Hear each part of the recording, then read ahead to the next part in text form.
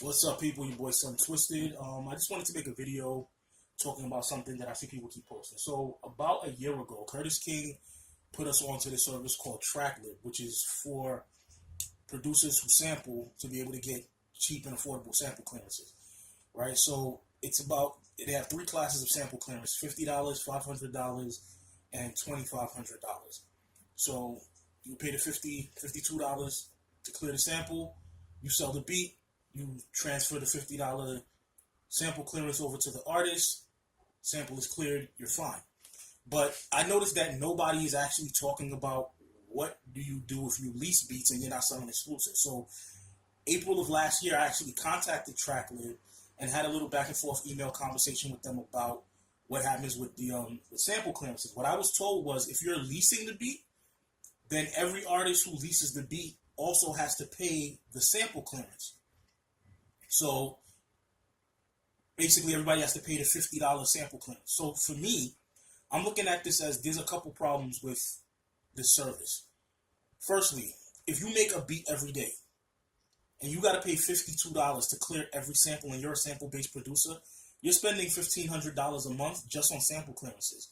If you're not selling at least $1,500 a month worth of beat leases or exclusives, it's costing you money. And that's if you only make one a day. What if you make two or three a day? Now you're talking about $3,000, $4,500 a month. You would have to sell at least 20 exclusives at $500 a piece to make enough money to live off of, or 400 leases at $25 a piece to make enough money to live off of. Enough money, I'm talking about at least $5,000 a month, because you're spending almost $5,000 for the clearance. If you sell $500 leases, 10 of them is going to give you, you're just going to break even. So you need 20 of them to actually make 5,000 out of that. And same thing with the leases. And most of you aren't even selling your exclusives for $500. You're selling them for $100, $200, $75. So imagine how many exclusives you have to sell to even just to break even. Or how many of y'all doing 400 beat leases every month? Most of us are not.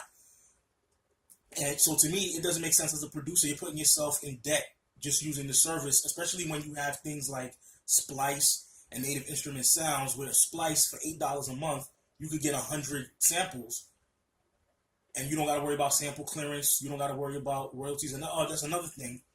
We're going to get into the next part of that, but you don't have to worry about any of that. Same thing with Native Instrument Sounds, about $10 a month, and you get 150 sounds. So to me, that for producers, that service doesn't make sense in that regard. For artists, the fact that every artist who leases the beat has to also pay the sample clearance, so now your $25 lease actually is costing them $75 plus an additional 10% in royalties. So again, why would that artist buy beats from you if they can go to the next producer and pay $25 for the beat and that's it?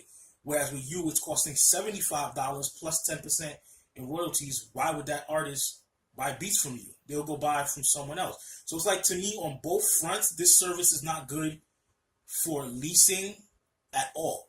This service is only good if you're selling exclusives only.